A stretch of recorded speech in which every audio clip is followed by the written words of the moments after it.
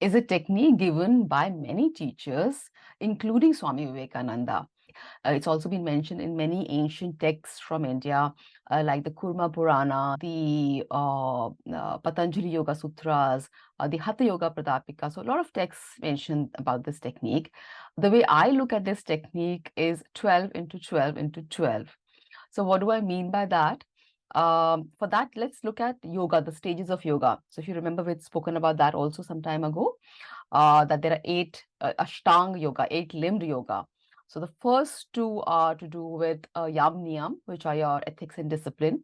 The third is asanas, or the postures, the yoga postures, poses.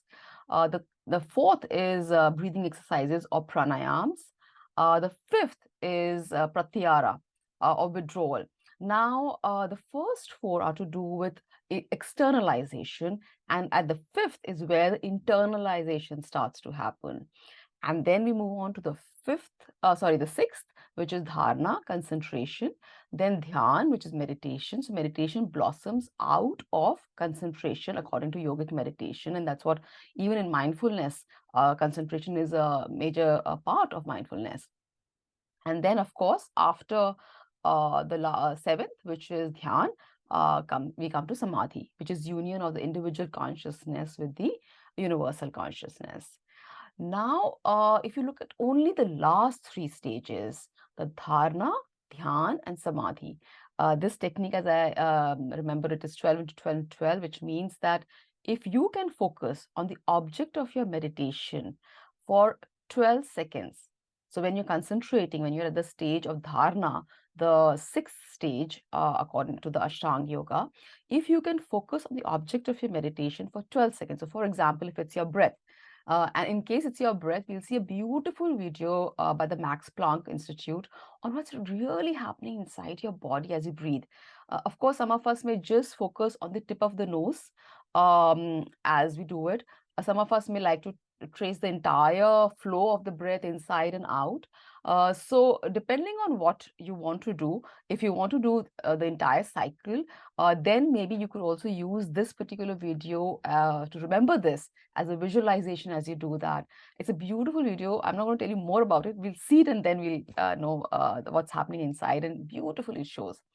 But before that, supposing if it's breath, which is your object of meditation, then you focus on the breath, say for 12 seconds. So it's like a continuous flow. Like supposing you pour oil from a bottle and it's like one stream of that oil. So like that continuous flow of your concentration on the breath, that makes one dharana. So 12 seconds of concentration on the object of your meditation makes one dharana. If you have 12 dharanas like this, that gives you one dhyan, meditation. And if you have 12 dhyans, that gives you one samadhi, the union. And of course, you can have one, then you can do second samadhi, third samadhi. You can just go deeper and deeper. In fact, you would have seen yogis who in the Himalayas tend to seclude themselves when they're in the samadhis, because they keep practicing. And even in samadhi, there are many, many, many levels that one keeps going. So that's the technique. The way I like to remember it, like I told you, is 12 into 12 into 12, which means 12 seconds on the concentration on the object of meditation, one dharana, 12 dharanas, one dhyan, 12 dhyans, one samadhi.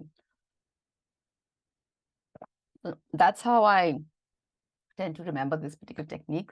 See if it works for you. It's just a technique, like I told you, many teachers have given this to reach samadhi. And what is samadhi? That samadhi is, if you know, dharana is stillness, right? You're concentrating on an object of the meditation. So you're just one continuous flow, and that's stillness. Again, the meditation blossoms, and then samadhi. So samadhi is this place again of that a universal consciousness, and the Satchit, so that union, of the universal consciousness with the individual consciousness. And there again, you have that presence, that pure awareness without the mind. Of course, the mind and body is there, but you are in that enlarged self. You're connected to the enlarged self. So yes, this is magnificent, but so much more in that sense. So again, there's stillness. So what we are practicing is non-judgmental awareness. This is a more experiential form of looking at it through yoga. But the other techniques that we did it, some are intellectual, some are a little more direct, like the alien one from the Tibetan Book of the Dead. So different techniques, but basically looking at going from the feel, if I could call it, of the enlarged self, which is stillness. So before we go a little further and we kind of tie it all together, let's have a look at the video that I was telling you about from the Max Planck Institute. If you like it, if you feel a resonance with it, you may like to include it as a visualization as you are focusing on the breath going inside and what's happening in your body, and then the breath is going out. So just see if you feel a resonance with it.